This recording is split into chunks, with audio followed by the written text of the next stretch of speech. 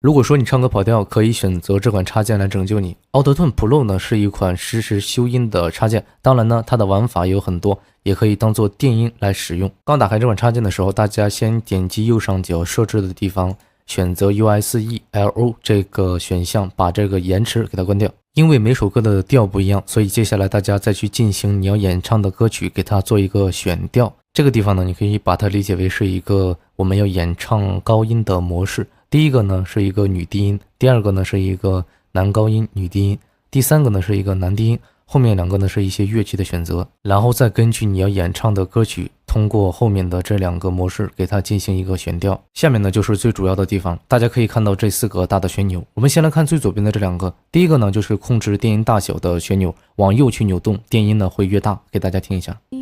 转身以后就可以不再流泪，我以为转身以如果说电音听起来很奇怪很别扭的话，我们就可以通过下面的这个旋钮往右去拖动它，使电音的强度减弱一些，听起来就会更加的丝滑。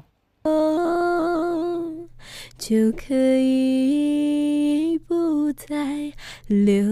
泪，我以为转身以后。我们再来看最右边的这两个旋钮，这个旋钮呢，你可以把它理解为是一个自然度的旋钮，往右去拖动，电音的释放会更加的自然。就可以不再流泪，